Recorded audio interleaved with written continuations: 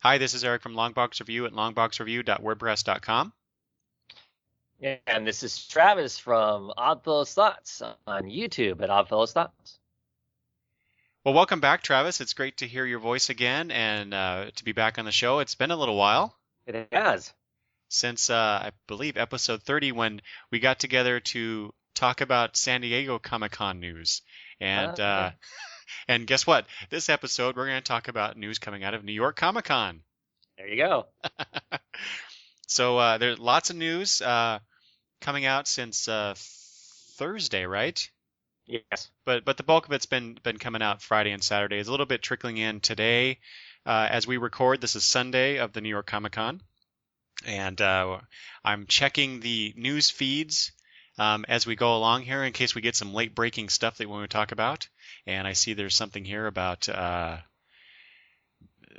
DC Comics bringing Death to Gotham, so I'll have to click that at some point as we're talking and find out what the heck that's about. But mostly what we're going to talk about are the things that between Travis and myself that caught our eye, got our attention, things that we want to discuss. So we won't be discussing everything coming out of New York Comic Con because that would be ridiculous. Yes. And I don't have a lot to say about a lot of these things. So anyway, and then of course as Travis pointed out while we were talking off mic, so to speak, there are some things that we'll probably talk about that we feel are, worthy to talk about in terms of the comic fandom. So, and there's one big one that I want to talk about that I'm really excited about. So we'll get to that. But what we're going to do first is get started by talking about the independent publishers, the other publishers. Besides DC and Marvel, we'll talk about those first. Put the spotlight on them. Let's see. Travis, do you have any news from any independent publisher you want to throw out there? The only thing that caught my eye, like I said, I have missed out on most of the information that's come out in late Friday or Saturday, but I was pretty excited to hear that Oni Press is going to put out a Six Gun miniseries. Yep. That will tell the story of four of the guys who owned the guns before Drake Sinclair got a hold of them. So, right. So these are General Hume's henchmen, right, that we saw in the first arc of that series. Yeah. Right. So I'm excited to see that just because they seem like interesting characters, and I'd be curious to see what their story is and how the guns affected somebody else. So it's written by the two guys that are the creators of the series, and Brian Churilla, I hope I'm not killing his name, is doing the artwork for it. He's not normally the artist for the book, but he's done some other stuff that I really enjoyed. He did the Secret History of D.B. Cooper. So. Oh, that's right. Mm-hmm. So I think and he's got kind of a cartoony, and I don't say cartoony in a bad way, kind of style also, kind of like Brian Hurt does, who does the art on the book now. So I think it'll still keep the same flavor. It'll probably be a little bit darker because Brian is a little bit of a darker artist, but I'm excited for that. Also, other Six Gun news, they announced that Six Gun is actually going to be picked up by NBC. Yes. as a TV series. I knew that they were talking originally, like last year, about it having been picked up as being like a 6-episode miniseries from the Sci-Fi Channel, but obviously it must have developed into something more than that if some of the guys from Lost are taking it on and taking it to the mainstream channel. Yeah, that was pretty cool news. I'm glad you mentioned that. I actually, I didn't have that in my notes, but as you were talking about the Sons of a Gun miniseries, I'm like, wait a minute, I thought I read something about this being on NBC, so I'm glad you mentioned that. Yeah.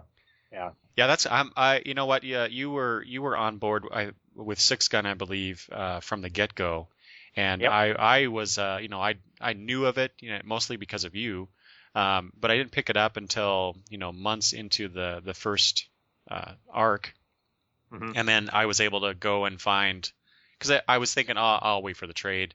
But you kept talking it up and up and up, and I'm like, well, I'm missing out on something good here, I think. So I finally went and got all of the, I got second and third printings of some of the issues, but I did get all of the first arc and breezed through that, and I'm like, holy crap, this is good. So so I'm glad to see that Six Gun is expanding, and obviously, going to NBC, that's a huge thing. I assume what they're really talking about is that they got a pilot greenlit at NBC, and then we'll see if it actually develops into a full series. Right. But just that possibility is phenomenal, and that's really good news. Oh, definitely. I'm excited about it. I mean, it's those kind of things I'm excited and apprehensive at the same time. I really love the book, and I hope that they don't screw it up, make a big mess out of it. But that's always my worry when they take any comic book that I enjoy and try to interpret it for either the small screen or the large screen. That you hope that there's some. I'll be curious as it goes forward to see how much, if any, input that the creators of the book have on the show, because I haven't heard that they have any. They listed some people from Lost as being the producers and the writers for it, so I have no idea what, if they'll have any input going forward or whatnot. Yeah, and speaking of the people involved that are from Lost, and I didn't know about that, but I guess it depends on, did you like Lost? If you think that those folks involved will handle the property well enough, and I would say probably, but I love Lost, so yeah, but Lost wasn't anybody's property. No. In the same sense. So yeah, it's a different kind of thing, but yeah, definitely. Anything else from Oni? I got a couple other things here. Oni. I didn't. No, I guess I haven't caught anything else. Okay, so speaking of Six Gun, so Cullen Bunn, he has a new miniseries coming out through Oni called Helheim. Oh yeah. Yeah, so 5 issues, and it's going to be about Vikings and witches. Cool. Basically, these two witches are at war with each other, and they use, whomever is around to do battle. So you get Vikings, and it's supposed to be, other monsters, and just that whole Viking element, and just the magic part of it. Which in a sense is kind of like the same with Six Gun, only it's set in the the American West. But there's magic and whatnot involved in that. So it's to me it's kind of like the same sort of idea, only in a different setting and different characters. But you know what? I'm all on board. I think that's a good idea. I want to read that. So that's supposedly coming out in March next year, and the artist is Joelle Jones. Who I am not familiar with her work. So, but she seemed pretty excited to be involved in the project. Cool. Based on the interview that I saw. And then finally from Oni, news that I have here in January, Oni is going to be publishing webcomics on their site. Oh. So every week, or was it every week or every day? I can't remember. I think it's every week. They're going to be doing webcomics from various creators. So I think that's kind of neat that they're doing that. Get some new people some exposure, and you get to read new comics for free if you like to do that. Oh, for free? Yeah, I think so. I'm pretty sure that it was. Now they may transition that. Now watch, I totally misread that, and whoever is listening to this is going, you idiot.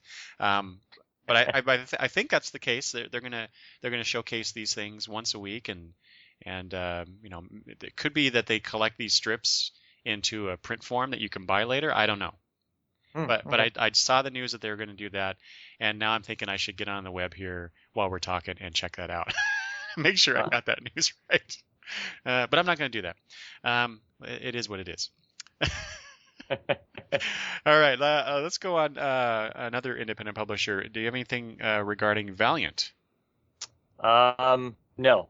Okay. I just got a couple things here, and they're small in comparison to some of these others, but still interesting because I've talked about this on Twitter, and I think maybe I've mentioned on some previous episodes, but because of our buddy Lee, who challenged me to read some Valiant comics. I think he challenged both of us to do that too, didn't he? Yeah. Yeah. Yep. So I went ahead and I met his challenge, and I am now getting all Valiant titles. And I've read pretty much all of them that are out now. I think the only one I haven't read that's come out. Oh no, I have 3 issues of Bloodshot here waiting on my desk to read since I finally got number 1. And I'm waiting to read Archer and Armstrong, which I hear is pretty good. But so, okay, so I guess I've read X-O Man of War and Harbinger, and both of those are awesome. And I'm surprised at how much I liked X-O Man of War. And that's the first bit of news I have here is that title. They're going to do what they're calling a mini event, which is the first since they've relaunched Valiant, and it's called Planet Death. And it's basically, I don't know how much you know about that title, Travis, but the main character gets alien armor. He's from the 5th or 6th century, I think. And he's kidnapped by these aliens and becomes their slave for a while, and he ends up getting the alien armor from these folks and escapes, but then finds himself in the modern day. But the aliens are still around, and of course he wants revenge for what they've done to him and the fact that they've totally destroyed his life. Sure. By the virtue of he's no longer in his own century. Anyway, so apparently he takes the fight to them, and that's the whole Planet Death thing. So that starts up in issue 11 with a 2-issue prelude that starts at number 9. So they mentioned that. I don't know why they would talk about the Planet Death mini event starting in one issue, but this prelude starting another. Why not just say, okay, it starts here? Anyway, right. But I'm looking forward to that. I can't believe I'm looking forward to a Valiant comic pretty much through a year's worth of the title. But there you go. Considering, and I say that only because I never read any of the Valiant titles from the 90s. Yeah, me neither. I totally skipped them for whatever reason. I don't know. Maybe it was because our comic shop owner at that time wasn't promoting it. I don't know. Yeah. Well, it was. It was getting pretty shaky then. That comic store was. Yeah. But things were a lot different back then with us, Travis, right? Because there wasn't, we obviously didn't have the internet as we do now, and the instantaneous, information, the constant news releases and all that stuff.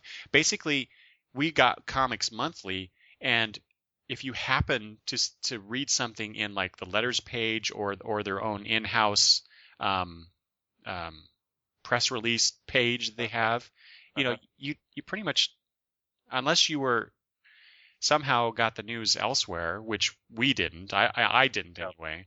No, not at all. It was by happenstance or in the comic itself, or by word of mouth by people who read other things and somehow they knew it and you didn't. Anyway, so it was different. Yeah. I never got into I knew of them, but I never got into it. I heard over the years that some of this stuff was really good, and I'm like, well, I missed out. But now the relaunch is here, and I'm loving it so far. So. The other bit is happens to be about Harbinger. They're going to do a number 0 issue. There's those 0 issues again, which Travis and I talked about at length about the DC 0 issues off mic. Maybe we'll talk about that some other point. But but this is very similar in that they're doing the origin story of one of the characters in that title, the Toyo Harada. So I'm like, okay, I'm liking Harbinger. That was the first one I picked up and enjoyed, so I'll be getting that. I'm sorry. There's a third item here for Valiant. J. Michael Straczynski is apparently writing a Shadow Man movie script, which Shadow Man is one of the titles that'll be. I'm not sure if I've ordered that. I'm going to pick that one up. That'll be the first Valiant book that I pick up. So that's not out yet, right? No, it's out. It comes out. I think it comes out next month. Is it next month? Yeah, I'm pretty sure that's true. Anyway, if it's not, oh well. So there you go. They're moving on, much like Oni is to TV, maybe we'll see a Valiant Shadow Man movie in the future. I guess. Not too excited by that writer, so. I know. But you know what? It's so weird because he did. Did you ever watch Babylon 5? Off and on. Oh, really? Because Yeah. I thought that was one of the best sci-fi shows. For the first 4 seasons, it was really, really good. And then he moves into comics. I'm like, really? That's what you do? You have this great run on this great sci-fi series, and these are the comics you do. Anyway, Yeah. So I hear you. Next up, I have on my list is Dynamite. What's going on with Dynamite? Okay, so you know how that Dynamite has the Shadow comic right now? Yeah, I'm collecting it. Yeah, I got it through the first story arc, so that'll be ending for me soon. But I'll be picking this up. They're going to do a Shadow Year 1 miniseries done by Matt Wagner. Mm. So, Mm. Matt Wagner, I'm picking that up. Yeah, that'll be interesting. And that reminds me too, speaking of Matt Wagner, different publisher, but he's coming back to do Hellboy, doing the writing and the art. Really? Yeah. So I'll be I think you can I think that's to be ordered this month in previews. So okay. Yeah, you should check that out when you go. I will be. So I'll be getting that. So there's that, and then I saw this. I thought this was interesting. So Dynamite's doing a lot of like the Shadow. They did the Spider. Alex Ross is doing that Masks series. Yeah. Crossover too. Yeah, bringing the Green Hornet and the other 2 characters I mentioned, and I'm sure there are other characters who I am forgetting at the moment. Zorro and. Oh yeah. Yeah. So they do a lot of these old pulp hero. They're publishing a lot of these pulp hero relaunches, I guess is a good word to use. Anyway, so Brian Buccellato, who's the current co-writer of The Flash, I believe, he's going to write the Black Bat series or miniseries. I don't have that in my notes, but anyway, there's the Black Bat title coming out, so I thought that was interesting. That's all I have for Dynamite. How about IDW, Travis? Don't know anything that's going on with them either.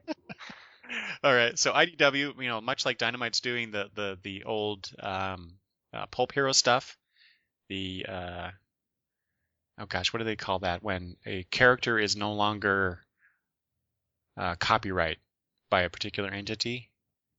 You know what I'm talking about? Yeah, I know exactly what you're talking about, but now that you ask, I'm drawing a complete blank on it. It's this. Anyway, so IDW does a lot of media tie-in stuff, right? So I'm getting the current Star Trek: The Next Generation Doctor Who crossover, and they did earlier this year. They did a Star Trek: The Original Series and Legion of Superheroes crossover. And so and I believe it's IDW. They do the Doctor Who stuff. Anyway, they're they're marking the 50th anniversary of Doctor Who with a 12-issue maxi series that reportedly will involve perhaps all of the Doctors in some way. Oh, really? Yeah. So that'll be. I'll probably be picking that up. Depending on what I did not see is who is involved in terms of the creative team. Right. But I thought that was interesting. That could be. What's that? I said that could be. Yeah. But I want to know who's doing it. Well, I'll tell you what. The guy who is currently doing that Star Trek: The Next Generation Doctor Who crossover, and bad for me that I don't have this handy, but the writer of that is capturing the voice of Doctor Who, the characters of Doctor Who, very well. And so I was pretty impressed with that. So if that person is involved in this, that would be a plus on my side. And then finally, I just saw this morning. They're doing a Star Trek Countdown to Darkness. So that's a prequel to the upcoming movie, the next Star Trek movie. So I'll probably be getting that too.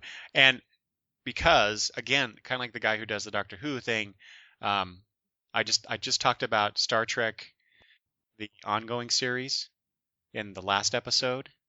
Uh-huh. Mike Johnson is the writer, and oh my God, this guy is doing a phenomenal job at continuing these stories, these characters that were set up from that last film.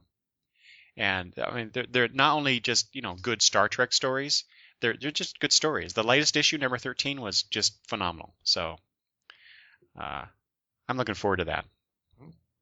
If especially if he's doing it, I mean. So there you go. Finally, in the independent category, I have one bit of news from Image, which I kind of expected more news from them. And I don't know if you have anything for them, Travis, but they just not a whole lot that caught my eye anyway. I'm sure there was a bunch of news but it just, I only have one thing. How about you? I'm not remember. I thought there was, but I'm not remembering it now, and I didn't write it down. So okay, so it must not have been too important. Well, what I have here is this is a new Western comic written by Kelly Sue DeConnick and Emma Rios on the art, and it's Pretty Deadly. Right, they were talking about that back at San Diego. Oh, they were. Okay. Yeah. So are they actually like as dates when things gonna come out? I did not see that. No. Apparently, they were just still promoting that as coming. So yeah, I'll be getting that. Yeah. Are you liking Kelly Sue DeConnick on Captain Marvel? Yes. And I say that apprehensively. I like the writing fine. I'm not really excited by this current story arc, but it's not poorly written. It's just it's not that interesting to me. Mm-hmm. I'm looking forward to the character. I'm looking forward to getting beyond this and moving on to whatever's going to be next. I like the characterization of the character just fine, and I like some interaction with some of the secondary characters that are in the book. I think that's all interesting and stuff. It's just her current predicament of kind of being time traveled and whatnot seemed to me to be kind of an odd first story. Other than it gives an opportunity for them to write more about women who were around during World War II who actually did fight and were important people, and and championing the fact that women have played a more significant role in those types of things that have happened throughout our history. So we're kind of doing a quad history lesson through the comic book, which, I mean, isn't bad. I mean, I'm fine with that. Whatnot. The parts of the story that have to do with the Mercury project and the women who tried out for that first space program and were turned down. Mm-hmm. That's kind of a fun story. I like that part of it. It's just the predicament that the actual character's in right now. I'm not really that interested in. Yeah. But I'm going to keep going with the book on what this issue, with around 4 or 5, and I have no intentions of dropping the book and whatnot. I think I like her writing, so. Okay. But yeah. I don't intend on getting Marvel. What is it? Avengers Assemble. She's writing that too. Yes. It's going to be coming out. No intentions of getting that. Yeah, me either. But yeah, I've like you. I've been enjoying the comic in general, and I think she's doing a good job with the character. But I actually kind of like the story that we're getting right now, the back in time story. But what's the point of it other than the history lesson? Right. What's going to be the impact of this? So I get a sense that something's being set up here, but I want to see the payoff. Right. And maybe we'll get it soon. Maybe we won't. So. Yeah. I've liked some of the stuff. The reason I jumped on the book is, well, because I'm starting out new, and I've been waiting to explore more Marvel books. But I mean, she's written other stuff that I enjoy. She wrote a small arc, 2 or 3 issues of Supergirl before the New 52, and I really got a kick out of that. I like how she portrayed the people that were in that. So I knew I was the next new thing she came onto, I knew I was at least gonna give it a shot just to see what it's like. So. All right. So we'll, Pretty Deadly will be out. I'm guessing sometime next year. Yeah. All right. That's all I had for the independent publishers. One thing I think is an Image that I'm curious about. I'm pretty sure it's Image. I could be wrong about the company because I didn't get time to really look at it closely. But Kieran Gillian, who writes quite a bit of Marvel stuff, I think he's writing what Mystery to Journey to what's that title called? Journey to Mystery? Mystery to Yeah. Journey to Mystery. And which I hear is excellent. I don't read it, but I hear it's really good. I don't read it either. I really liked his phonogram stuff that he did do with Image, and I'm looking forward to when number 3 comes out, which they've pushed back. But he is doing a book, and I think it's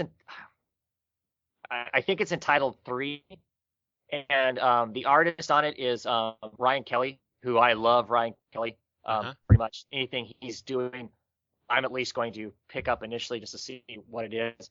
The announcement I saw for it didn't really give any information on it, other than it showed like it looked like a Greek warrior. It has the traditional bronze Greek mask with a kind of horse-haired mohawk thing, laying there with three swords stabbed in his back. So I'm pretty sure that's an Image comic. Yeah, you're right. The 3, yeah, I did note that, but for some reason I didn't write that down. So it's kind of like it's like the taking the whole 300, Frank Miller's 300, and kind of turning it on its ear. Yeah. Because the focus will be the slaves of the Spartans. Right. Yeah. So I'm all over that. That sounds cool. That well, for me, like I said, because Ryan Kelly on artwork and I haven't been disappointed with Kieran's work, so yeah, I'll give that a shot. Okay. And Travis, I have late breaking news out of New York Comic Con from Aspen. Since we haven't moved on to the 2 major publishers. So recall that out of San Diego, Aspen was doing their 10 for 10. So 10 new titles in honor of their 10th year in the industry. Mm-hmm. And so what I have here, they did talk about a couple. They announced a few of the titles of the upcoming books. The first book will be called Legend of the Shadow Clan. That comes out in March.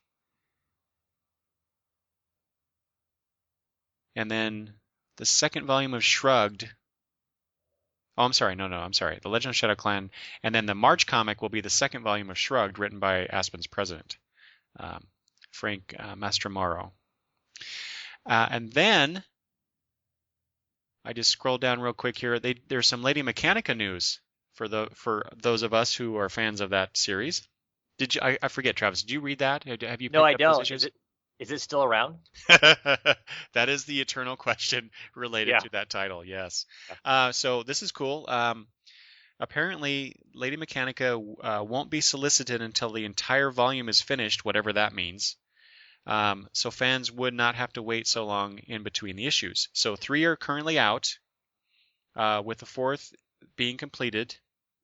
Okay, so apparently there are 6 issues intended for this story, which I wish they would have just told us before this, because I've always thought it was an ongoing, but apparently not. So that's good. So they'll, hopefully they'll get it all done and then, get them out, because I've been waiting.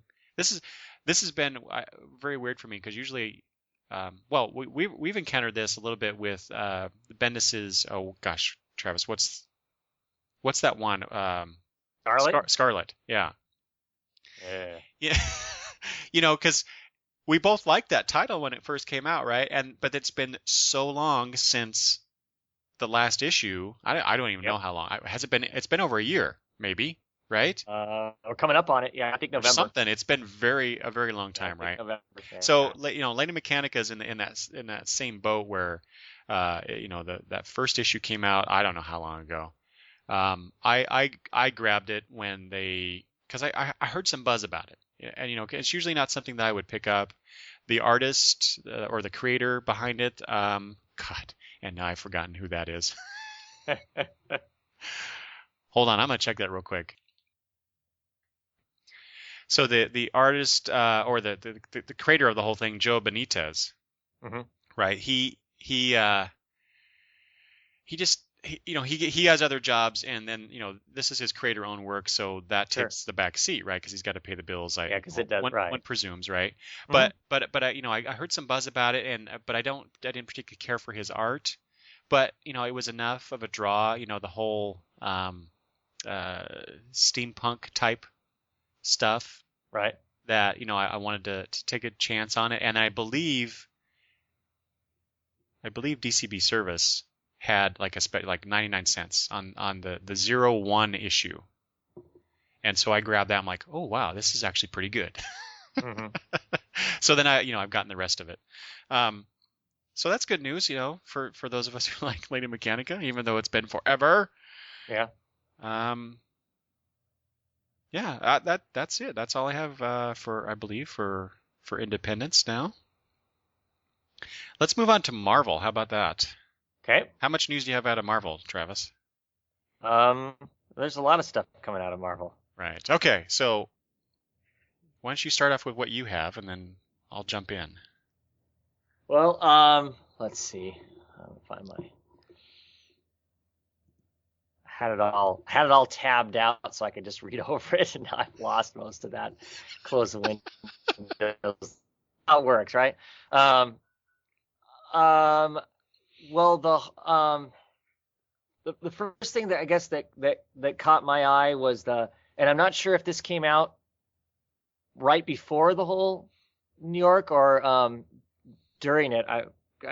The new Young Avengers book that the two creators that did Phonograph are doing together. It's the first time basically on a Marvel book that the two of them are teamed up. Kieran Gillen and oh crap, I can't remember his name. I'm trying to remember the artist's name. Is this the Avengers Arena book? No, this isn't Avengers Arena. No, there's a Young Avengers book that's basically, to me, sounds kind of like a Teen Titans book, for Marvel. It's got Jamie McKeevy is doing the artwork for it, and it's got like Miss America on it, and I can't remember who else on the team. I just saw a cover. They just released a cover that was done by the guy who does Scott Pilgrim. Did a cover for it. Oh, okay. But you hadn't heard about that, huh? No. But yeah, it's God, now I wish I would have. Yeah, here it is. Actually wrote that down. Brian Lee O'Malley covers. Yeah. To Young Avengers #1. Yeah, and yeah, Kieran Gillen, Jamie McKelvey. Yeah. Yep. Okay. That sounded like that might be fun. I'm kind of looking. I guess for me, the reason I think it might be fun is I'm kind of shopping around for a teen type group book, and I can't read Teen Titans because I just do not like it. And so I may check that out. I like those two creators. So yeah, I'm kind of interested in that. That's the biggest thing as far as books go that really struck me as interesting. Of course, there's the change to Spider-Man, where he's going to be the superior Spider-Man. Superior Spider-Man, and I read this morning, Travis. That Spider-Man is not Peter Parker. What? Yeah, that's what Dan Slott said today. Well, they've had to kind of since they announced that, and the way they announced it, where it's going to be this darker, blah blah blah blah blah, everything that Spider-Man isn't. Right. They've had to talk a lot more about that than what I think they originally planned on. Uh-huh. Because the original thing that came out of that, he was, changing his costume, changing his powers, it was going to be, more dark and brooding and all this stuff. And it was like, holy crap, this isn't, I mean, for me, I don't collect Spider-Man now. I used to collect Spider-Man a lot, back in the 80s. I collected just about every Spider-Man book there was.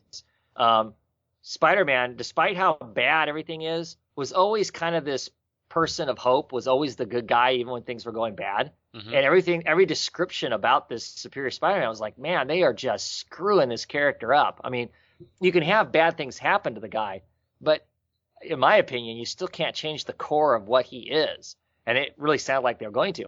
So I guess in a way, that's a relief that this isn't Parker. But what the hell does that mean for Parker? Yeah. That'd be interesting, because I was kind of confused by that anyway, because they keep talking about how the fact that there's still going to be an Avenging Spider-Man Mm-hmm. book, and how can, because that book's kind of generally is kind of light, fluffy, and silly. How can he still be in that book if he is the Dark Spider-Man and Superior? Right. Yeah. Right. Mm-hmm. Yeah. Be Mm-hmm. like, wouldn't make a whole lot of sense. Well, you know what? It's funny that bit about the Superior Spider-Man news not being Peter. So I read that. I wrote it down here, and then I have it as a parenthetical note. I said, and one of the things they also said was that apparently this Spider-Man has retractable claws. And so what I wrote here was, but the retractable claws comment makes me wonder about the, if Dan Slott isn't just joking with us.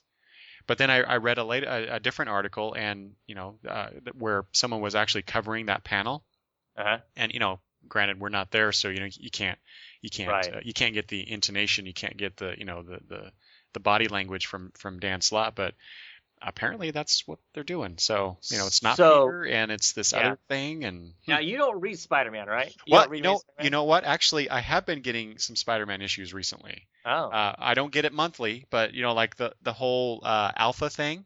That 3-issue run, I got those. So is this Superior Spider-Man going to be Alpha with wearing Doc Ock's some of his clawed arms? I have no idea. That's interesting. That'd be a good thing. I doubt they're going to bring Alpha back in that way. It's probably some other character, but who knows? But I will be getting Spider-Man 700 just because it's I'm a sucker for like anniversary type issues. So I'll be getting that.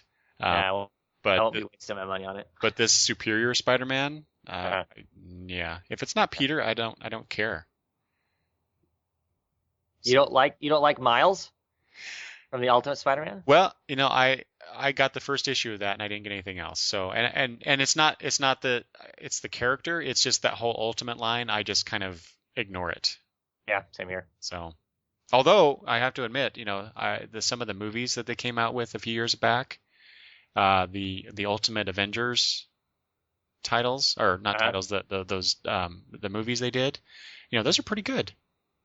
I enjoyed those, but as for the comics, no, I just kind of like I said, I ignore them. I don't bother with those. All right. Anything else, Travis? Nope. Marvel wise. Nope. Okay, I got a few things here. Let's see. This was also this morning. Daredevil is to join the Marvel Now initiative with issue number 23. They're not restarting the comics since they just did that, just under 2 years ago. But it's to be they're intending that number 23 will be, a jumping on point for new readers, which, they did that already with Daredevil number 1 almost 2 years ago, but whatever. Right. Join the banner, that's fine, whatever. It's still a great comic. I know you're not reading that, but I love it. I love it to death. Mark Waid can write everything as far as I'm concerned right now, and I'd be happy. Yeah. So you're getting his Indestructible Hulk? Oh, hell yeah, because he's writing it. That's the only reason I'd get that comic. God. Okay.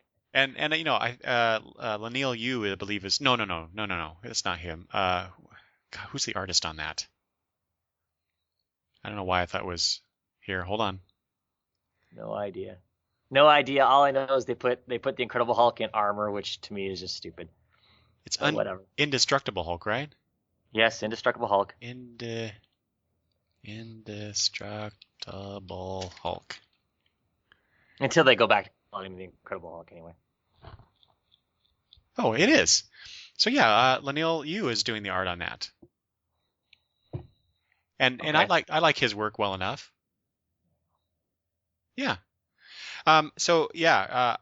because of Wade and Yu's involvement on that, yeah, I'll get that. Even though I don't really care about Hulk. Hulk is one of those. To me, he's a great supporting character, Yep. but I've never been interested in him as a main character, as a headliner. So we'll see. Yeah.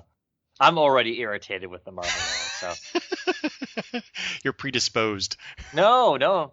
I decided I was gonna start jumping on some of this stuff, and because I'm obviously missing out on a large portion of the superhero comics by not picking up more Marvel stuff. So I figured, well, Marvel Now is a great time to do that. Yeah. Mm-hmm. So I picked up the first Marvel Now book. Basically, I picked up Uncanny Avengers, and that's the one you sent the disembodied voice to get for you, isn't that right? Yes, it is. Yeah. And I paid full price for that damn thing. Yes.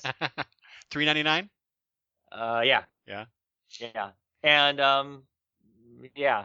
If it's supposed to be a place for a new reader, if it's supposed to be the same idea that the whole DC 52, New 52 was, that new readers could jump on board and not be confused and whatnot. I'm guessing they failed. It horrifically. Now, I'm not saying it wasn't a good comic.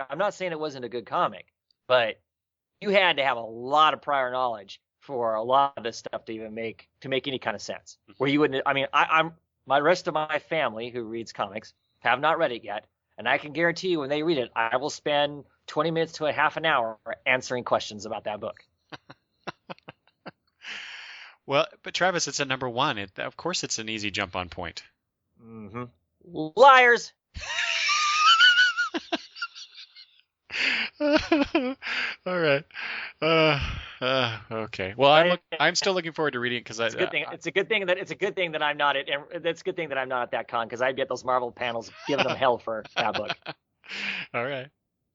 And I just want to mention, so anybody who wants to know what this whole disembodied voice bit is about, you need to go check out Travis's YouTube comic reviews and stuff. So go check that out. Okay, a few more things from Marvel that I have. Mm-hmm.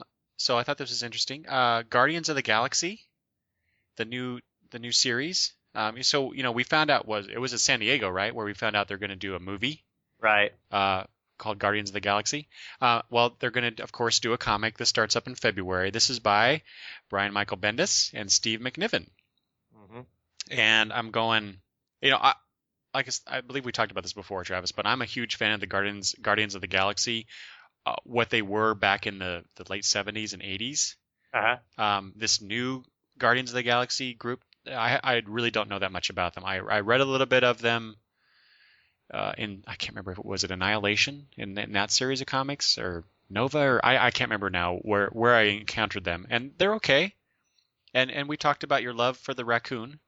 Oh yeah, Rocky Raccoon. Yeah.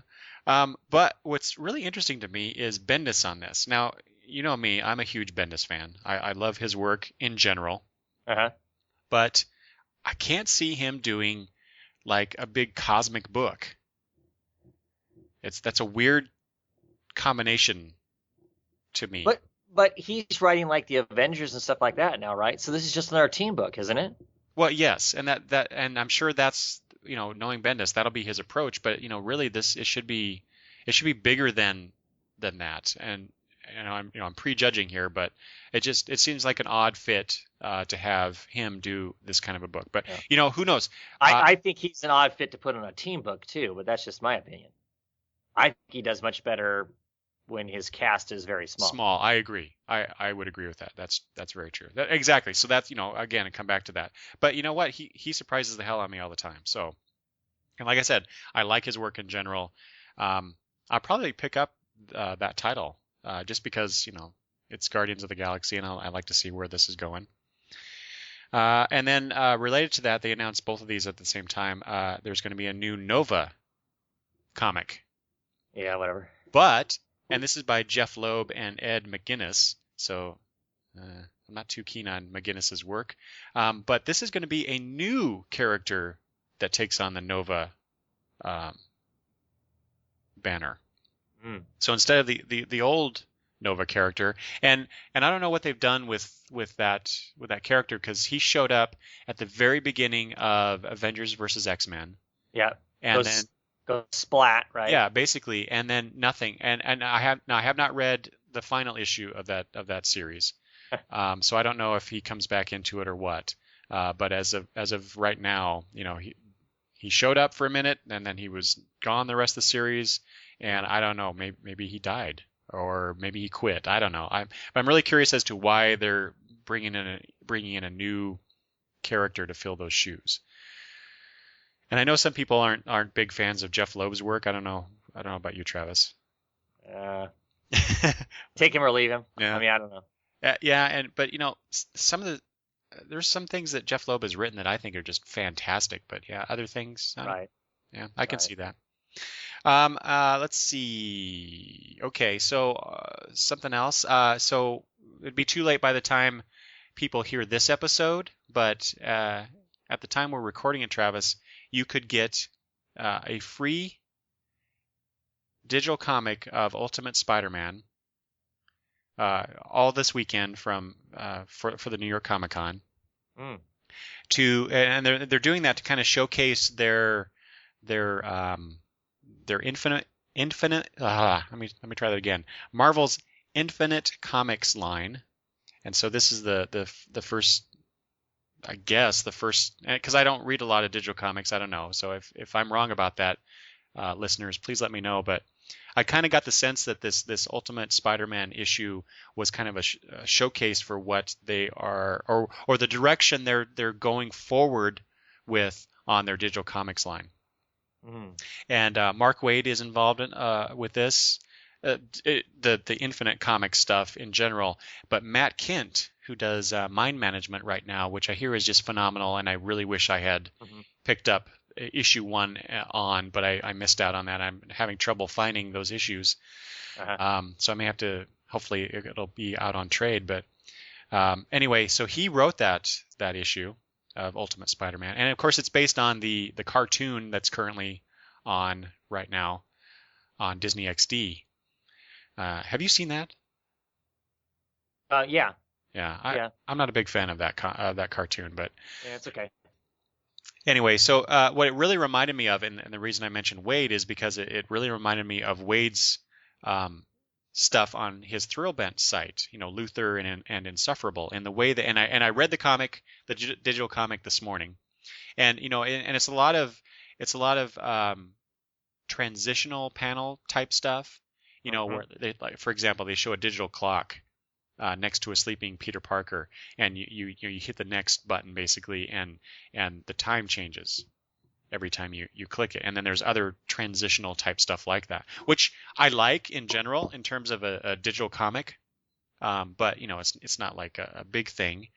Some of the stuff works better than others, I thought, but what they talked about in regards to this God, why do I have trouble saying Infinite Comics for some reason today? but they're really trying to, I don't know. I like what they're doing with it in terms of telling the story in a visual way that's different from what we see in print comics, of course, but also different from digital comics that are basically taking basically you hit the next button and you just see the next panel or the next page. It's just it's doing more than just flipping the virtual page on screen. So I appreciate that. Yeah. I don't care for it. It's no longer sequential art when you start doing that. So but it is sequential art. No, it's not. It is. Yeah. That's a whole other show. Okay, you need to go download that comic, Travis, and then take a look at it, and then we can talk about it. Okay. Or and that is actually something that I've been meaning to do on the show here is we bring back the digital comics discussion. That's it comes up every once in a while, but I think that there's a lot of stuff out there that we should be checking out and commenting on. So sure. But that's another show entirely, as you said. Yeah. All right, and then my final bit of Marvel news. As I turn my head to look at my monitor to see if there's anything else from Marvel, I don't see anything that's important. So I don't. When was this announced? So Joss Whedon was basically put in charge of Marvel's TV properties.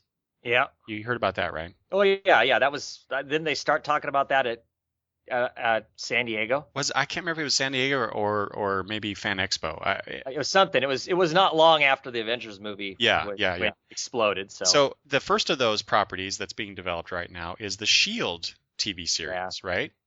Yep. So here's the big news from that. I apologize if this is spoilers for anyone who has not seen the Avengers movie.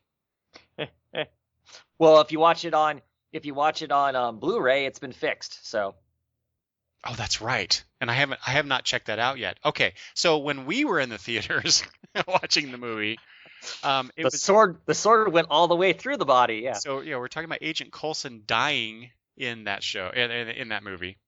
Well, the big news out of Marvel and the whole Shield TV series is that Agent Coulson lives.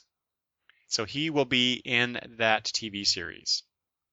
And apparently there was huge applause and uproar during that panel. So we're supposed to be excited by that. Yeah. Okay. Well, I am. I really like that character. I was sad to see him die in the movie. Well, I know. I think it was a mistake. I mean, I think it was a mistake for them to kill him in the movie because he's the catalyst that kind of gets them all together, right? Because he's like in all the movies, isn't he? That's right. He's the common thread.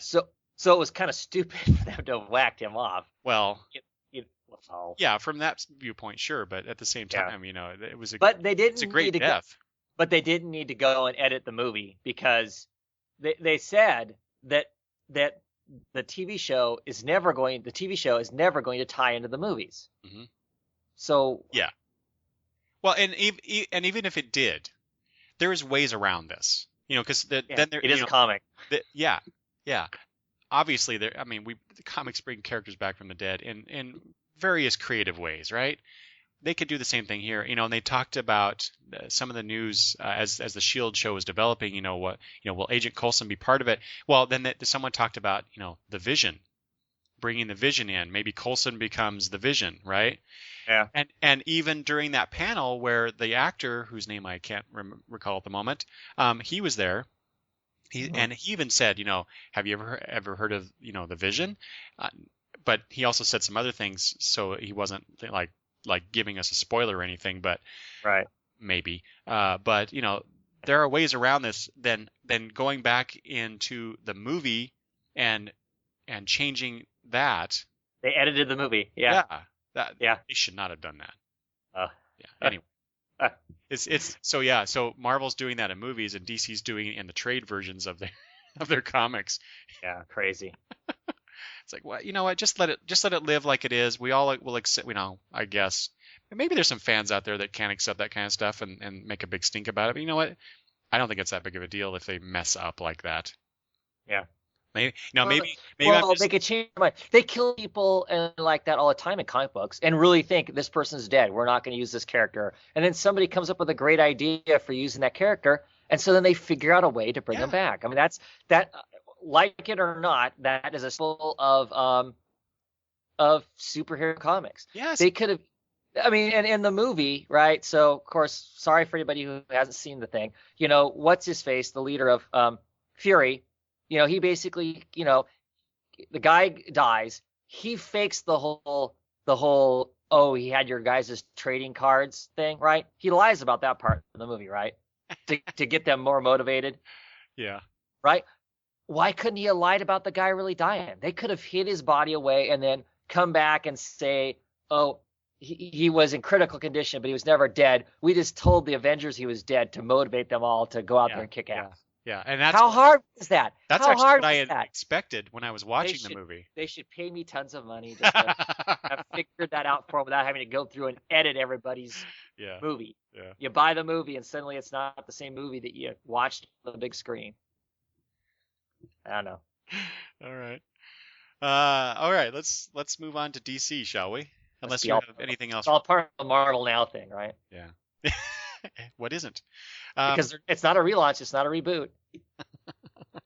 It's Marvel Now. All right. All right, DC. Let's start with Vertigo. There's a lot of news out of Vertigo that I glommed onto on Friday. Well, good. You can tell me about it. Oh, okay. Well, good. All right, here we go. So, Vertigo. I mean, I know there's some books coming out, but I don't know what books they are. So. Okay. Yeah, there was a lot of stuff that I was surprised at how much I was really into. So, It's gonna be expensive. uh-huh. So you know how much. So anybody who's listened to the show for a while, you and I have talked about Scott Snyder, and my Foolish dislike of him. Yes. that is a very strong way to put it, Travis. I didn't say 8. I will say I will agree with the foolish part because Snyder has definitely redeemed himself to me with his Batman run. Uh-huh. But yeah, in some previous things I was a little cool, I'll say, on Scott Snyder's work. But now I'm like, okay, I'll check out some new Scott Snyder stuff. Speaking of which, so some news for American Vampire fans. Apparently Snyder and the artist they're going to take a break for a little while on that series to get caught up on it. That's what happens when you become the hot writer at DC. He's writing like 30 books or something like that. Right. Something like that.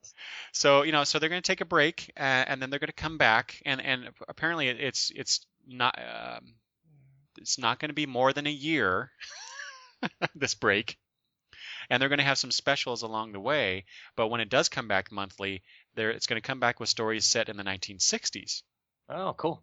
So I'm probably going to be picking that up when that comes back. Yeah. Just to see, and of course, the big draw to me. One, Scott Snyder now because I'm really liking what he's doing. But if it's set in the 1960s and the artist can do that era well, I'm a sucker for 1960s set. Movies and TV series and comics too. So as long as it's done with some authenticity in the representation. So I'll be picking up American Vampire here within a year. So also Snyder and artist Sean Murphy are going to do a 12-issue horror/sci-fi series called The Wake. Yeah, I heard that. So I'd probably be picking that up as well. Yep. Or what comics need more of, Travis, I think, is more sci-fi. Real sci-fi. Yeah. Yeah, yeah, and horror sci-fi. I can get behind that too. Yep.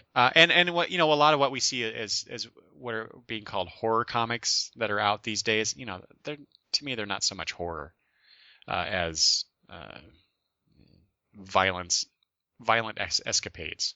Yeah.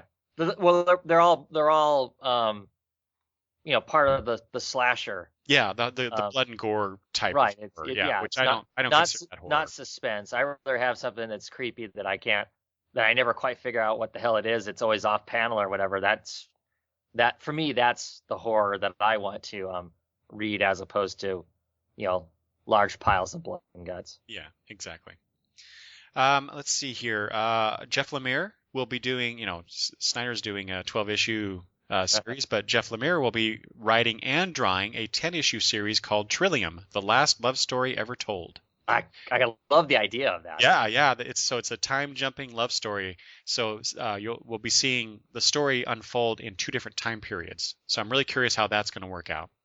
Yeah. And again, like Snyder, anybody who's listened to the show for a while knows that I'm not all that keen on Jeff Lemire's work either. But I'd definitely be willing to give this a try. Let's see here. There's Vertigo's. I think this was already talked about at San Diego, but they have the new anthology Ghosts.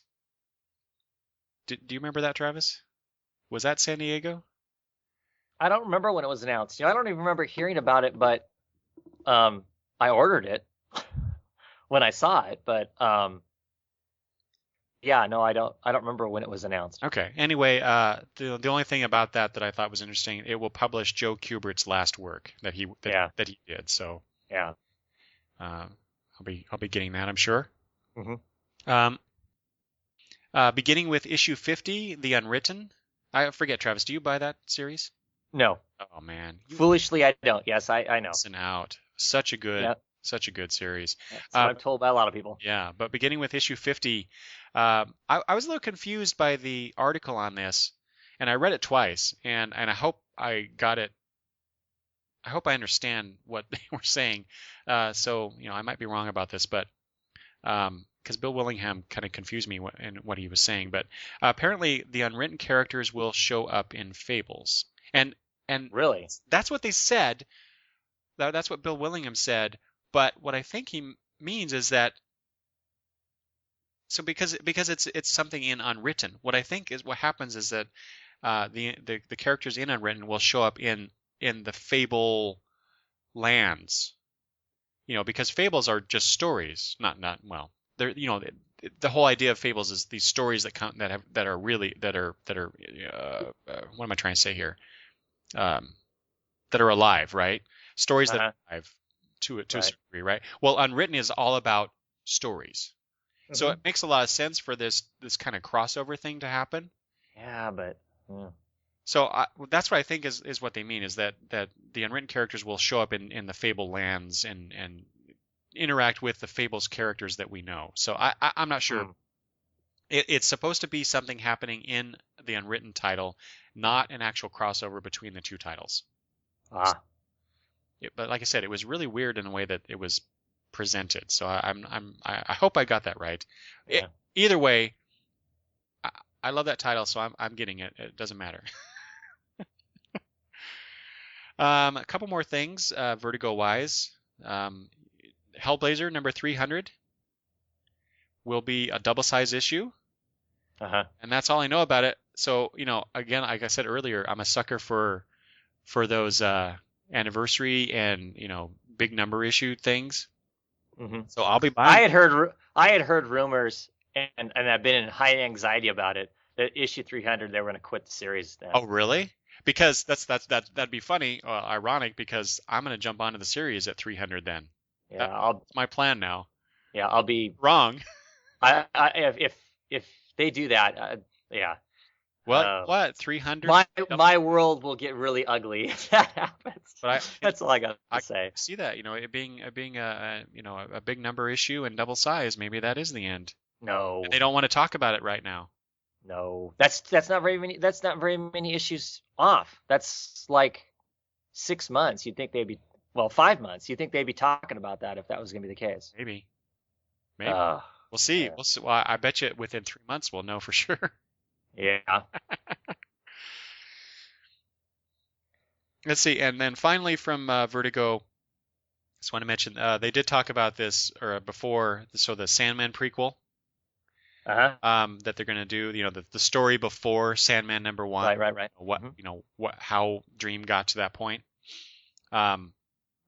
This is the bit that got me about this. So the Sandman prequel will give us the Endless's parents. What? That was exactly my response when I read that. I'm like, what? Yeah. How can Universal Ideas have parents? Right. Well, here's the thing. This is the funny thing is you say that. I'm rereading all of the Sandman in preparation for when this comes out. So I ordered all 10 trades, of course, of the newest editions, and I'm in the middle of number 4, I think. And Sandman is having a bottle of wine with the guy who refuses to die. And that character that kind of reoccurs throughout the comic, and he wants to know why, because Sandman's coming to him at a different time than their normal every 100 years, and he's like, "Whoa, what are we celebrating? Is it your birthday?" And Sandman's response is you have to be birthed to have a birthday. Yeah. Basically is what he says. I mean, not in those words, but I mean, basically that's what he says is you have to be born to have. So the idea of them having parents is quite fascinating. Well, now see, that makes sense no, wait, you read Sandman when it was coming out monthly, right? Yes, sir. Okay, so you know how it ends. Yeah. Okay, so I'm not going to spoil anything for you. So, we get the new Dream at the end of that series. Right. Who actually does have parents. Oh. In a sense, right? It's the oh gosh, those two characters from Infinity Inc. Yeah, it's Daniel. It's Daniel. Right. So that makes sense, but they didn't say Dream's parents. They said the Endless's parents. Right. So I'm like, what? Right. So I'm curious. It's Neil Gaiman, so not that he, everything he does is perfect, but somebody had hatched those Universal concepts in the first place, right? Somebody, when they first became aware of those things had to have been the person that. So you could have parents in a sense. It'll be curious. Yeah. I'm so amped to get that thing. I am Really? You know, oh yeah, I'm really excited about I'm it. surprised. And I was somewhat pessimist by the end of that time. By the time Sandman ended, way back, I was pretty irritated with it for stupid reasons that we don't need to get into. Okay. But Now I'm but yeah, curious. I'm so amped about the whole the fact that he's coming back to it. I'm curious to see if he can recapture that magic in a bottle again.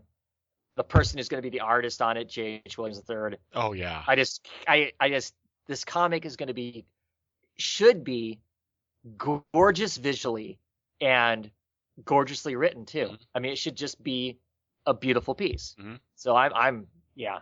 Well, I'm already planning on. Of course, we're making huge assumptions here, but I think they're pretty safe assumptions. I'm gonna get the issues, the individual issues, and I'm gonna I'll buy the trade as well. For sure. If J.H. Williams III does what he normally does, then I see no reason why I wouldn't. So. Well, just that for the announcement for the San Diego Comic-Con, that piece of art he did for that was awesome. So I'm so on board. Yeah. Wow. Okay. All right. Well, let's move on to, unless you have any. No, you said you didn't. No, okay. So stuff. let's move on to just kind of general DC stuff. Uh-huh. And let's see. I want to save one bit for the end here. Maybe you can guess what that is. But yesterday, Travis, we'll start with this one. Yesterday, there was this big outcry from fans of the DC Nation programming block. Did you hear about that? They just suddenly pulled it? Cartoon Network pulled the DC Nation block unexpectedly from their schedule. Why? We don't know. They tell us it's right coming now, back we don't know. In January. Yeah. And apparently the producer of the Green Lantern series was none too pleased. I saw the Bleeding Cool post. I think it was. So this is definitely something that wasn't a mutual thing between DC Warner Brothers and. Not that I can tell. It's Cartoon Network's choice for whatever reason. Now, when I first saw this yesterday, it was from a bunch of tweets from people that I follow, and people are crying conspiracy and of what I don't know exactly, but I happened to be watching TV at that time. Uh-huh. I was catching up on Avengers: Earth's Mightiest Heroes, right. and when I stopped watching one episode and I go back into the menu to watch another, well, it just happened to be on Cartoon Network, and they're doing their 20th anniversary programming.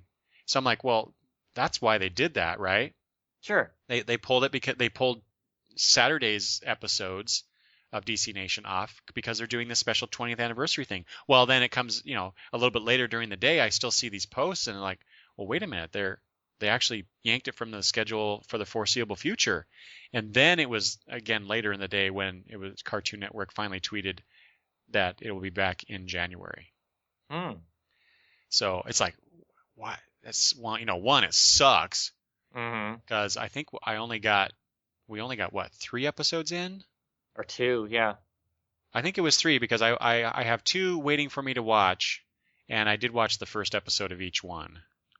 But still, that's not a lot, and we have to wait till January. Right. That sucks. But it's like it was weird, that all this stuff coming out of New York Comic Con, and this is the one thing that a lot of fans were like, wait a minute, what are you doing here? Sure. And it has nothing to do with the publisher. Yeah. So, I saw this morning. This is basically a non-news item in my mind, but I thought it was interesting anyway. David Goyer and Jeff Johns is going to do a 13-issue quote-unquote event. Huh. They didn't say anything else but about it. That's just it. So we're just supposed to be excited because they're on something together. I guess And David Goyer did the JSA series with Jeff Johns for quite a while.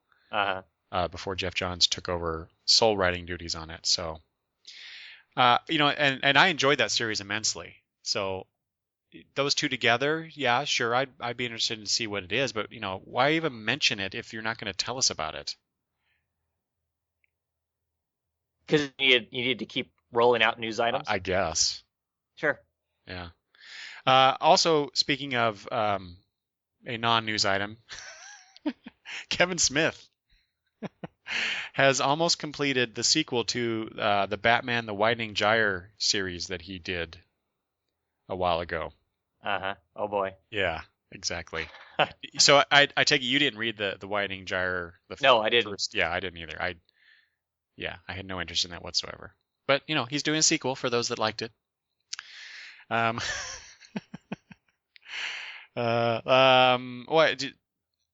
Travis? Did you have anything from DC? I have a couple more items, but well, I think there's two things that interest me and interest me for I don't know, odd reasons. One, they announced who, of course, is going to take over writing Action Comics after right.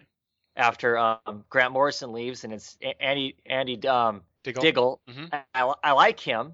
I liked his work on he wrote Hellblazer for quite a while, and I liked his work on that. Yeah. And they kind of talked about the direction that they're thinking about taking the book, exploring the relationship with, because, well, first thing is Action Comics is now going to be run in current continuity as opposed to 5 years in the past. So it'll be relevant to what's going on in the rest of the DC universe now, mm-hmm. which I think is a good thing. And they're going to explore Clark's relationship with Lois and some of the other secondary characters that are there, Superman's relationship with Lois, and how that's all going to work out when there's this, ongoing relationship with Wonder Woman going too. I think that could be really messy and really fun. Mm-hmm.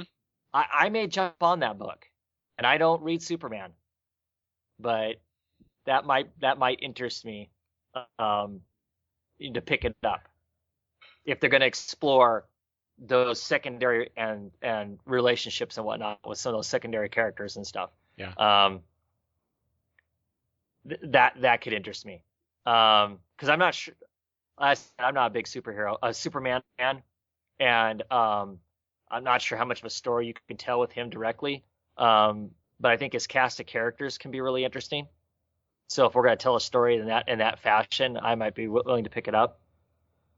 Which is big news to me because I don't. Mm-hmm. No, and staying on the same Superman thing, and I don't know if this is the other thing you were going to talk about, the Superman comic that yes, Scott Snyder is going to write and Jim Lee is going to do the artwork for. Yes. And one of the questions this weekend has been, is this going to be ongoing? They just confirmed it is going to be an ongoing title. Okay.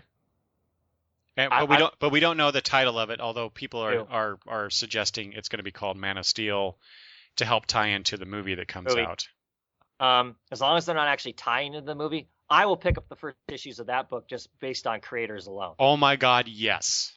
That was the big thing that I was going to throw out there. I'm deeply fascinated to see how Scott Snyder deals with this character, because Scott Snyder is, in my opinion, always works on the fringes of horror.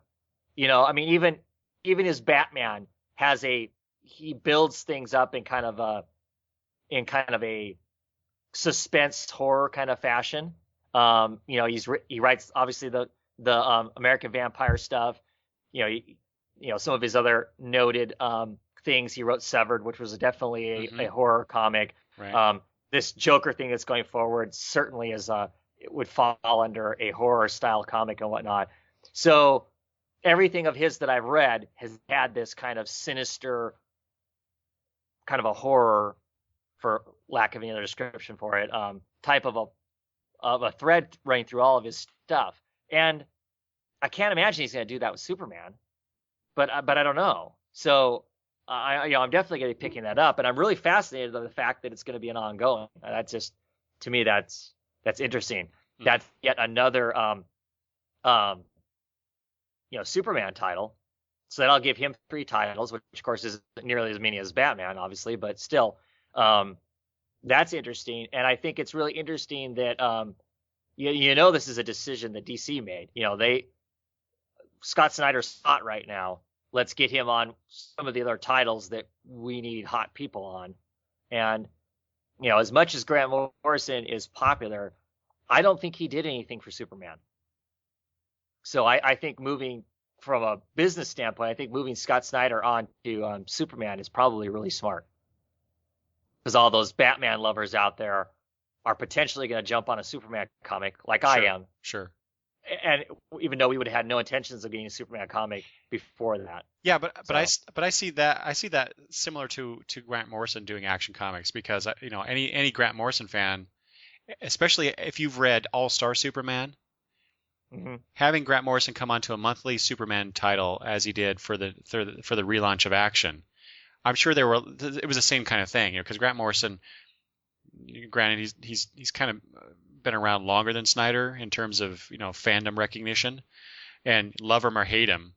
Right. There's always a draw for him, right? Oh, there was definitely a draw to start out with, but has he done anything for the title really though? You've been reading it, right? I think it's one of the best titles in DC's lineup because of Morrison, because of the stories he's telling. That's interesting, because I know people who can't stand it and are Morrison fans and don't care for it at all. So okay. So, but I'm just saying, I haven't read it. I haven't picked up a single issue of it and whatnot. I don't, so I just be curious. I think it's going to be really. I think it's smart of them to, like I said, to pull Snyder over onto that thing. And well, and Jim Lee too, because I know there's a lot of people out there that Jim Lee's his art hasn't evolved over time. It's still the same stuff he's been doing since the 90s, and that's true. I can see that, but you know what? It's beautiful art, and right. I like his stuff. So to see him doing Superman again, because I loved his rendition of Superman in those first 6 issues of Justice League. Yes. And looking at all the other artists that were rendering Superman, to me, Jim Lee does the definitive Superman right now for the New 52 stuff. So to see him on this book with Scott Snyder, I am about ready to pee my pants to read that book. Okay, it's so Superman. Excited. I'm not that excited. Oh, you know me, I'm a big Superman fan. Oh, I know you are. So to see these guys come on there, and I don't know if you read the article where Snyder and Lee are talking specifically about this. Snyder is so excited to do this, and if he brings even half the enthusiasm that he's brought to Batman, this is going to be a very successful book, I think. Oh yeah. And I also find it very funny too, because in the last few months, I followed Snyder on Twitter, and he's really good about answering questions from fans. Mm-hmm, and one of the things that he talked about or answered was, because someone tweeted to him, about him working on Superman in some way, and his response was always, I love Superman, but I'm fully committed to doing Batman here. So basically, right. I'd love to do it at some point, in the way future, but Batman is the thing I'm doing now. Mm-hmm. And I love Batman. I can't imagine doing anything other than. I'm paraphrasing here, but. Right. But that's kind of the sense I got from him. And then to hear this announcement and how excited he is to do this, it makes me excited to read that book. Like I said, with Jim Lee art, because I'm so excited. I'm getting tongue-tied talking about it. So. Yeah, I'm really, really interested in that book too. I mean, it's gonna be. I love like I said, the combination of the creators that are going to be on it and stuff. I'm. I've tried jumping on Superman before. Remember when Byrne started that run on oh yeah, what was it called then? Man of Steel, was that what it was called then? Well, the miniseries was called Man of Steel, yeah. Right, and then they relaunched the Superman title. The Superman title. Yeah. And I went 2 or 3 issues of that, and really just 2 or yeah. Wow. I lasted a few years on that. I loved it. Yeah, see, I can't get excited about Superman. That's my problem. So we'll see what happens. It may be collect a few issues of this too, just because I can't get excited about Superman. But I'm Yeah. excited about the people who are on it. So Yeah. definitely will get my money to start out with, just because I'm curious. Mm-hmm. Curious to see how that works. Yeah. So to me, that was, I obviously have a DC bias, but that was the big news coming out of New York Comic Con for me. Yeah. Out of all the stuff we've talked about, but yeah. Yeah, I was really curious what you were going to say about this. So. Well, I just think it. I mean, So my question is going to be, who the heck is going to keep picking up the Superman title? Well, I will, but. So you're gonna keep getting that's got who on it? That's got Liddell, Scott Lobdell. right? Liddell, and does it have Rockcroft doing the art on that, right? He was doing the art for Red Hood, but now he's doing the art on it, isn't he? Oh, yeah. Okay. So you'll keep picking up that, even though there's just you're gonna pick up a third Superman. Yeah, I will. I will initially, yes. Well, it depends. I can't remember when the new creative team comes on to Superman. So I imagine it'll be sooner than this new title comes out. Oh yeah, sure. So because we don't know when that new title's coming out. Right. That could be November of next year. Yeah. Well, when does the new Superman film come out? Do we know that yet? Around that time, I think. Probably. Isn't it a holiday film? I'm sure that they'll do that. Yeah. So yeah, it'll come out before that, shortly before that. Anyway, so it depends. I'll whatever the new creative team is on Superman, I'll get that for a while just to see where they're going with it, and then I'll decide then. But yeah, potentially I could be getting 3 Superman titles. Well, I guess it's the same as if you're a Batman fan, you pick up all those Batman titles too, regardless of whether there's a Rockstar team on one and a mediocre team on another. If you're enough of a Batman fan, you pick them all up or whatever. So I guess if you're a Superman fan, that would be the same thing. Yeah, definitely. Okay. All right. Well, I only had a couple other minor things, but I grabbed onto those, Travis, because of you. What's that? The first one is the new JLA comic that Jeff Johns is doing. So the only new thing, I guess apparently it starts in February. Right. And the reason I grabbed on this because of you is because I believe it was Johns who said this. It may have been somebody else, but the quote is, "There's a lot of big Green Arrow stuff coming." In that comic. Yeah. I'm going to pick it up, even though I have my druthers about all the creative team that's on it. Because I haven't been excited by Jeff Johns. Yeah. I just haven't since the New 52. Yeah, whatever. Obviously, I'm reading the wrong titles that he's writing or something, but whatever. You're not reading Aquaman, right? I am not reading Aquaman. There you go, right there. And I'm not reading Green Lantern. So there you go, right there. Yep. So I'm not. Like I said, I'm not excited about that. I'm not excited about David Finch as a whole. I don't. That's right. I haven't really read a lot of his work, the work that he does. But I immediately don't like his covers when I see them, when he does the cover work for the comics I do read.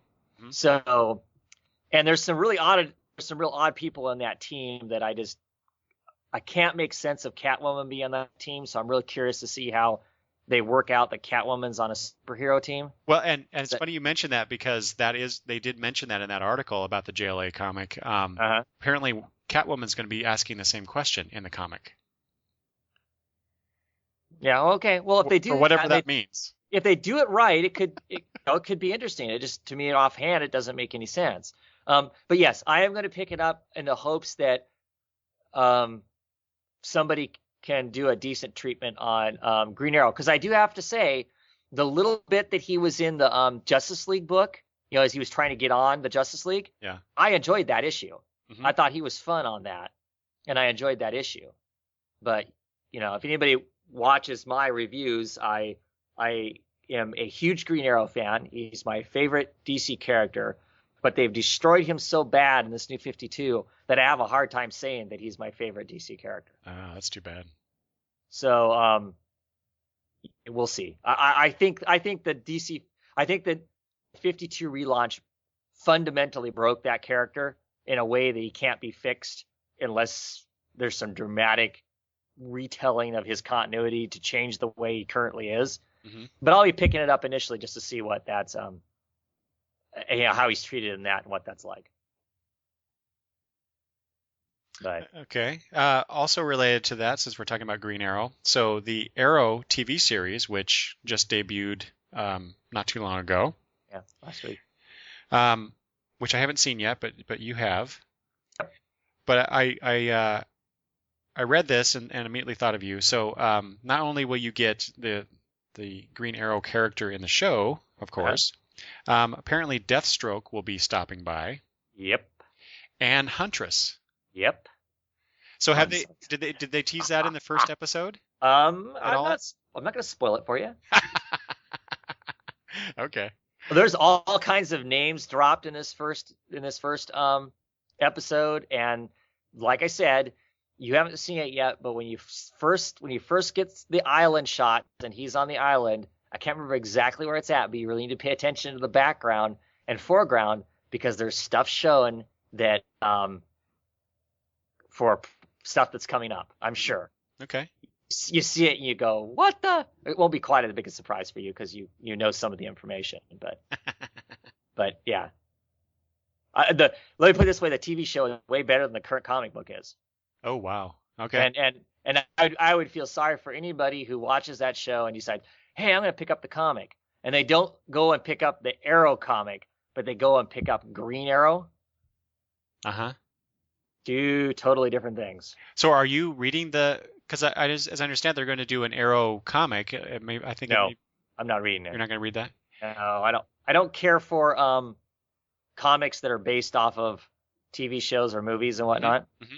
And normally I'm with you on that, but here recently there's been a few that I've been getting that I've been really enjoying. So, but I did read that because they did release that one shot of Arrow digitally for free. My God, it was a while ago now. Right. Remember. Anyway, I got that and I wasn't all that impressed with it. But yeah. But yeah, they've been talking about hinting at the fact that Huntress is going to be in 3 or 4 episodes. They've already got it written into. They've been casting people to play, potentially to play Kate Spencer, who. Oh yeah. She's the. In the old DC 52, she was the last version of Manhunter, and she was also the district attorney. She ended up being the district attorney for Gotham, and in all this stuff. Of course, Arrow's not set in Gotham, but they're gonna put her in. So I mean, the name there alone is the potential for I don't know. Is she gonna end up being? Are they gonna end up having Manhunter in the book at some point? I mean, in the show at some point? That would be awesome, in my opinion. Well, and they did mention in that article about this that Arrow would feature more street level characters, like Deathstroke, right. like Huntress, right? Manhunter. That makes total sense. Yeah. Of course, in the TV show, which is somewhat like the Zero issue of the Green Arrow, his best friend is Tommy Merlin. And of course, Merlin is spelled with a Y. And of course, Merlin is, in prior versions of Green Arrow, Merlin is, the Black Archer, who is always competing against, Green Arrow. He's part of the League of Assassin. And that's right. It's always the debate on, who's the better archer, Ollie or Merlin. So I'll be curious to see how they end up using that character too.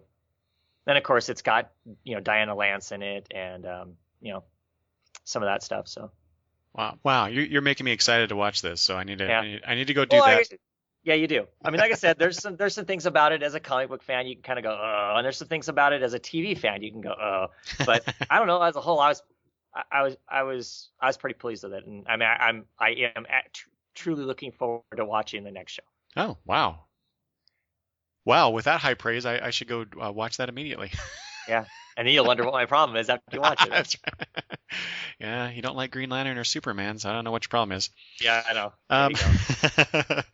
Okay, so that's all I had for the New York Comic Con news. And while you were talking, Travis, I checked the various news sites that I've been following, and nothing new has kind of jumped out at me. So I think that's all I have. Anything else you want to throw in there about stuff coming out of New York Comic Con? Nope. Other than it just makes me itching that much more for March to get here so I can go to Emerald City Comic Con. Oh, and yeah, it looks like I'll be going too. I knew you wouldn't be able to stay away.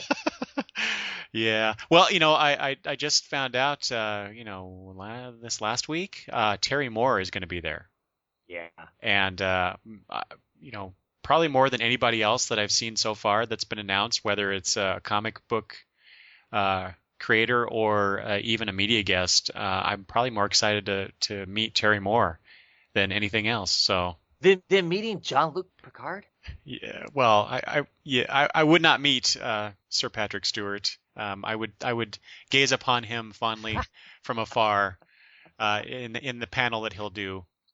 Because I did that the first year I went. I did the picture with Leonard Nimoy, and that was kind of cool. But I don't need to do that again. Yeah. Because one, it was too expensive. And well, two, it sucks up so much of your time. Yeah, the time we had to stand in line, and then you get posed real quick. They take a picture. Right. Thank you very much. Boom, you're gone. Next person comes in. Right. There's no time. It's not like you actually get to talk to the guy. Although I did say it was an honor to meet him, but I don't think he heard me. Yeah. he was very focused on watching that damn camera. Yep. But he was polite. He was nice. But I don't feel the need to do that anymore. But I do really want to see Patrick Stewart talk about his life with Star Trek and other things. He's just a great guy to listen to. That new X-Men movie that's coming. Oh, that's right. Yeah, that too. And then they also announced Gillian Anderson recently. For those X-Files fans. Yeah. So I'll be interested to see listen to what she has to say about stuff. But yeah, Terry Moore. To me, that's the big draw right now to go cool. to Emerald City. Yep. So I'll be bringing a bunch of stuff for him to sign. Well, probably not. I don't like to deluge the the artists and writers with a bunch of stuff to sign. But God, I love his stuff. Anyway, so I guess that's it for this episode, New York Comic Con. By the time you listen to this, it will have come and gone. But thanks for listening anyway to hear our thoughts about what we think about I almost said Emerald City, about New York Comic Con. Although I will say, Travis, my last thing on this, man, I wish we could go to there. I would like to go to there.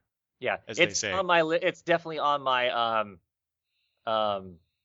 bucket non-bucket list to go to that con. Mm-hmm. I don't think I truly have an interest of going to San Diego other than to say, "Ooh, I was there." But that doesn't strike me as it just seems too big and too crazy. New York, I think New York is a lot more attainable than San Diego is these days. Because if you're not quick enough, you can't get tickets. Yeah, it still seems like a comic convention. Uh-huh. But that's its priority is a comic convention. And I mean, I know that parts of the industry have moved to other places. And in this digital age, you can send your work really easily to wherever it needs to go to. But New York is still the heart of the big two, mm-hmm. right? And so part of me kind of wants to go there just because of that also. I mean, it is their backyard. It's the backyard of where the big comic books come from. So yeah, I want to hit that con at some point. It's on my hopefully within 10 years list. So. Yeah, I would definitely like to go to that. And there's also another one that I don't know if you're familiar with this. There's the London Super Show. Oh yeah. Mm-hmm. I would like to go because it's in London. Yeah. But yeah, the New York Comic Con would be probably the big one in the U.S. that I would like to hit. Yeah. Well, there's that and Dragon Con. I'd like to go to that one, but anyway. I can only afford one, and so I I haven't choose checked my the I lottery. choose the one Yeah, that's closest. I haven't checked my lottery ticket numbers yet from last night. Who knows? Maybe I can afford to go Oh, now. oh. Well, if you win a big lottery, Travis, You're you trying have to say I have friends? you Yeah. you Okay. have you have one longtime friend that would love to accompany you to some. Okay. I'll keep that in mind. All right. I think we've droned on long enough about Yep. our bucket list of cons. So with that, thanks for listening, everyone. Be sure to leave comments about the episode on the Longbox Review website, longboxreview.wordpress.com, or contact me via Twitter. And Travis, or everyone, be sure to visit Travis's YouTube site, Oddfellows Thoughts, for some interesting. Yeah, Travis has been doing some Halloween themed stuff, which is just funny as hell. So Yeah. people should check it out. uh, anything else, Travis, before we get out of Nope. here? Nope. All right. Thanks for having me again. Yeah, we and I apologize about that. I've been meaning to bring you on sooner than this, just scheduling and Right. Life is whatever busy. else. Yeah. Yeah, yeah. But glad you're back, and we will be talking soon. We'll probably talk about this Arrow series here pretty soon, Cool. along with our buddy Greg. So we'll see how that goes. Okay. All right, that's it. Thanks everybody. Bye.